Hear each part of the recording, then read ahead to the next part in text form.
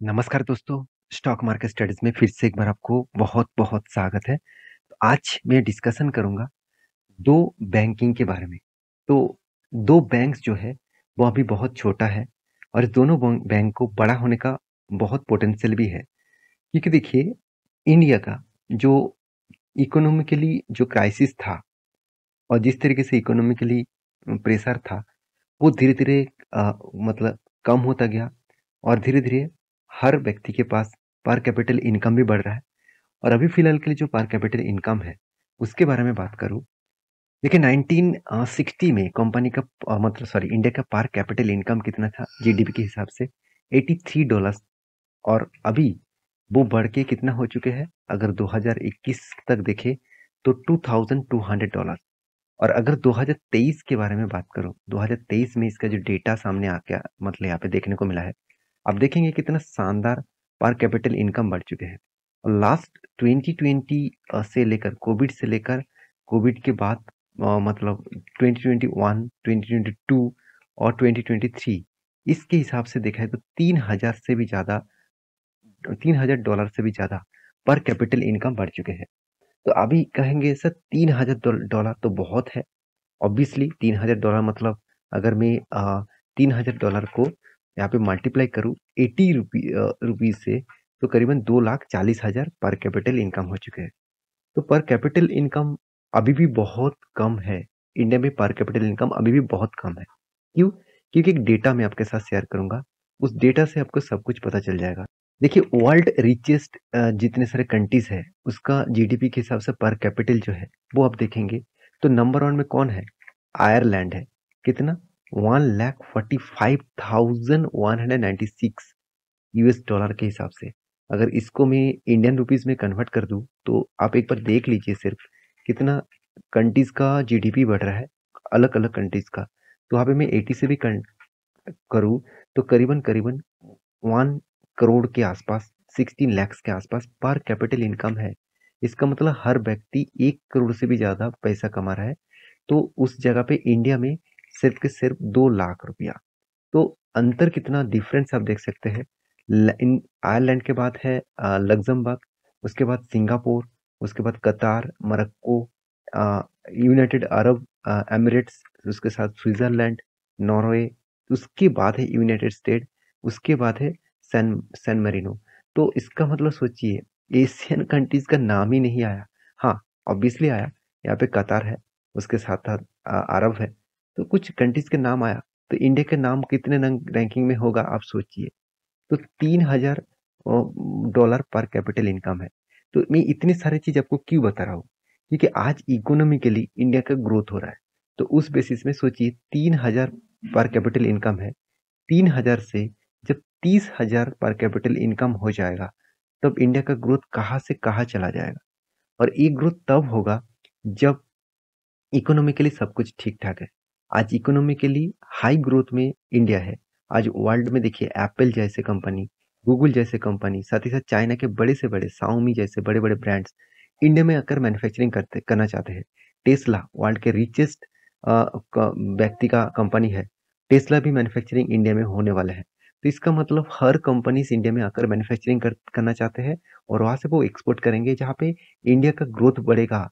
तो इस ये चीज आपको समझना पड़ेगा।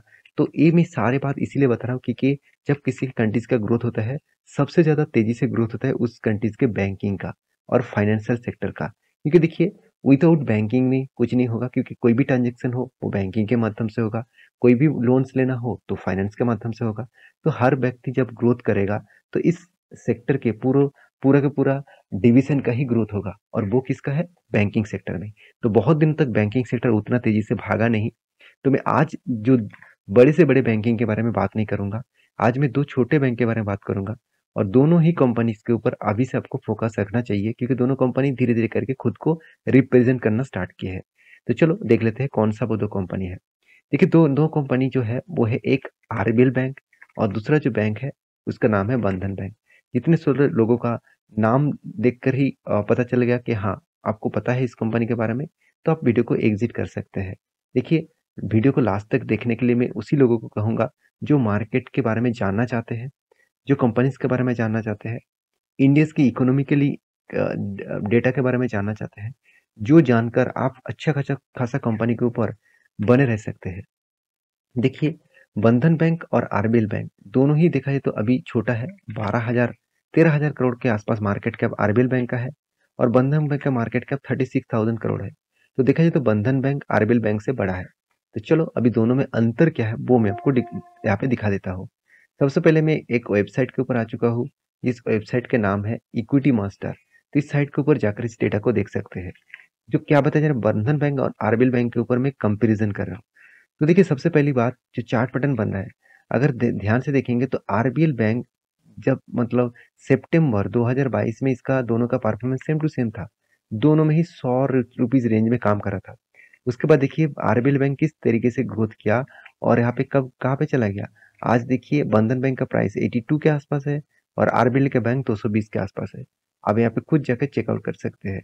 तो मतलब क्या है, कंपनीज का यहाँ पे जो सॉरी ₹100 जो इन्वेस्टेड है, तो इन्वेस्टमेंट किस तरीके से हुआ वो मैं यहाँ पे आपको डेटा दिखा रहा हूँ। तो उसके बाद देखिए कंपनी का करंट पी रेशियो के बारे में बात करूँ तो आरबीएल बैंक का पी रेशियो 12 के आसपास है और बंधन बैंक का पी रेशियो 18 के आसपास है।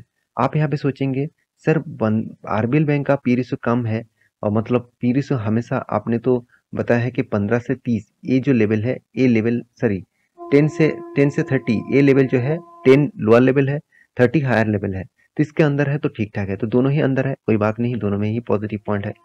तो पीबी रेशियो जो है वो 1 के आसपास है और आर बंधन बैंक का 1.9 है। तो यहाँ पे आरबीएल बैंक का परफॉर्मेंस ठीक लगा और डिविडेंड यील्ड जो है, चलो दोनों ही सेम टू सेम डिविडेंड दिया, कोई बात नहीं। अभी जो पॉइंट्स आपके साथ शेयर करूंगा वो बहुत इंपॉर्टेंट है, ध्यान से देखना।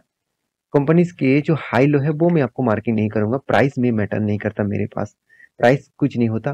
कंपनीज के अगर परफॉर्मेंस ठीक है तो मैं किसी भी प्राइस के लिए प्राइस देने के लिए तैयार हूँ।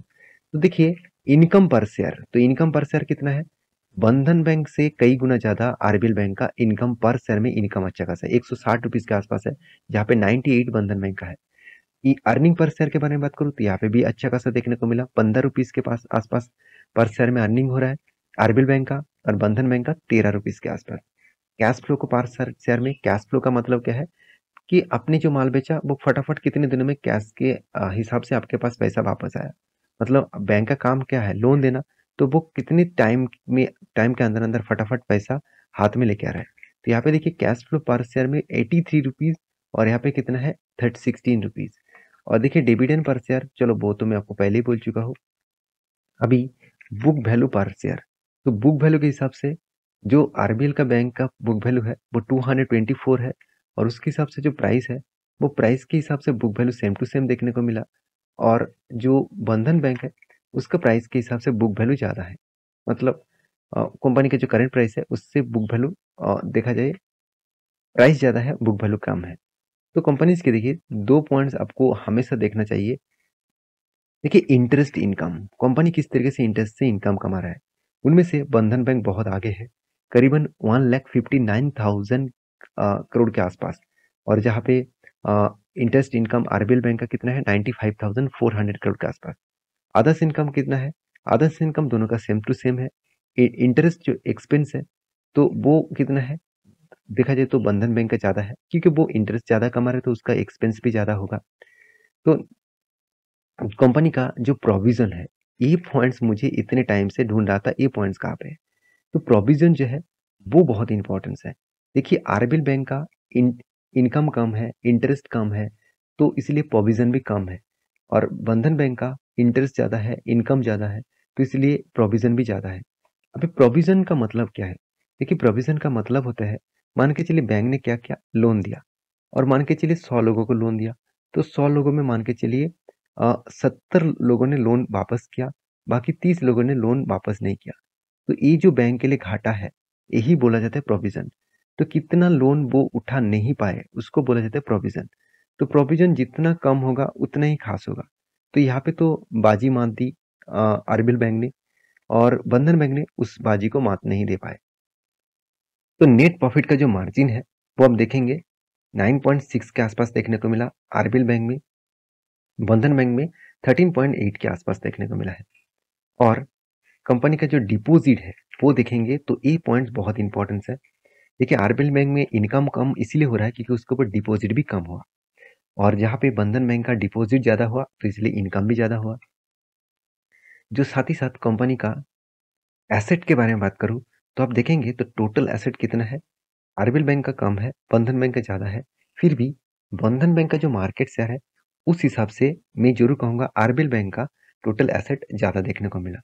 अभी रिटर्न ऑफ इक्विटीज के बारे में बात करूं और रिटर्न ऑफ एसेट के बारे में बात करूं तो एसेट का हालत खराब है दोनों में ही, और रिटर्न ऑफ इक्विटी के बारे में बात करूं तो रिटर्न ऑफ इक्विटी बंधन बैंक का अच्छा देखने को मिला। कैपिटल एडुकेशन रेशियो, ये पॉइंट्स बहुत इंपॉर्टेंट होते हैं क्योंकि देखिए आरबीआई के रूल्स के हिसाब से हर बैंक के पास 9% से भी ज़्यादा पैसा होना चाहिए।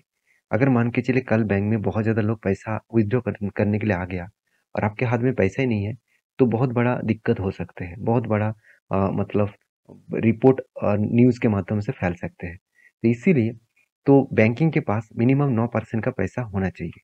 तो 9% का यहाँ पे टोटल कैपिटल एडुकेसी रेशियो में आरबीएल बैंक का कितना है 16.9 और बंधन बैंक में कितना है 19.8। ये जितना पैसा ज़्यादा रहेगा वो भी एक प्लस पॉइंट है। हाँ, ऐसे नहीं कि बहुत ज़्यादा पैसा पास में रख दिया, वो भी नेगेटिव है क्योंकि बैंक का काम है लोन देना। अगर वो लोन नहीं देंगे तो वो रिटर्न कैसे मतलब इंटरेस्ट कहाँ से कमाएगा? तो देखिए नेट एनपीए है, दोनों का ही सेम टू सेम है। तो एनपीए 1% के नीचे एक्चुअली 0.80 के नीचे अगर होता एनपीए तो अच्छा माना जाता। फिर भी 1% के आसपास कंट्रोल कर रहा है, ये भी एक प्लस पॉइंट के हिसाब से देखना चाहिए। तो नेट जो कैश फ्लो है दोनों में ही नेगेटिव है। आप कहेंगे सर कैश फ्लो नेगेटिव है ये भी तो एक वीकनेस है। बिल्कुल नहीं, बैंकिंग सेक्टर में फाइनेंस सेक्टर में आपको हमेशा नेगेटिव कैश फ्लो दिखेगा। अगर आप बजाज फाइनेंस को नंबर 1 कंपनी मानते हैं फाइनेंस सेक्टर में एनबीएफसी में, उसका भी कैश फ्लो देखेंगे तो कंटिन्यूसली नेगेटिव दिखेगा। तो ये पॉइंट सारे मेजर इसीलिए करते हैं क्योंकि आपको परफॉर्मेंस के बारे में जानकारी पता चले। तो कंपनीज के ऊपर देखिए एफआईएस के जो शेयर होल्डिंग पैटर्न्स है वहाँ पे देखिए फॉरेन जो इन्वेस्टर है वो कोई निवेश नहीं किया। इंडियन जो इंस्टीट्यूशन म्यूचुअल फंड कंपनी है दोनों दोनों कंपनीज के ऊपर 40-46% के आसपास ही इन्वेस्ट किया। एफआईएस के पास कितना है, आरबीएल बैंक के ऊपर 25%, डीएस के पास 33%। और साथ ही साथ जो प्लेजिंग है कोई भी प्लेजिंग कंपनीज के ऊपर नहीं रखा गया। अभी दोनों बैंक में सीएजीआर के परसेंटेज के हिसाब से कितना रिटर्न मिला अब देखेंगे तो दोनों बैंक में आरबीएल बैंक ने एक साल में 124% का रिटर्न दिया, जहाँ पे बंधन बैंक ने कोई रिटर्न ही नहीं दिया।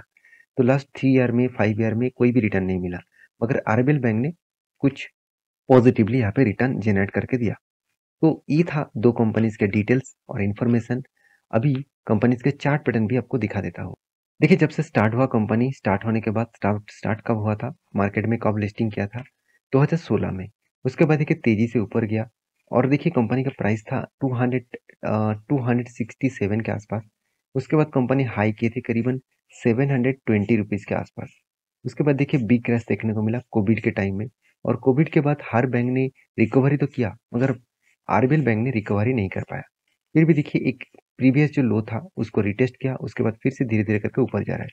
अभी कंपनी के ऊपर जो नेक्स्ट लेवल बनेगा वो अगर इस लेवल को तोड़ता है 246 रुपीज के ऊपर अगर सस्टेन करते हैं तो वो नेक्स्ट लेवल आपको 400 तक देखने को मिल सकता है। तो ये एक लेवल्स है, इस लेवल को फॉलो करके चल सकते हैं। अगर वही जगह पे मैं बंधन बैंक का डिटेल्स दिखा दूं तो बंधन बैंक स्टार्ट कब हुआ था, मार्केट में लिस्टिंग हुआ था 2018 में। तो 2018 में कंपनी का प्राइस था करीबन 460 रुपीज़। उसके बाद कंपनी हाई कितने किए थे 744 रुपीज़।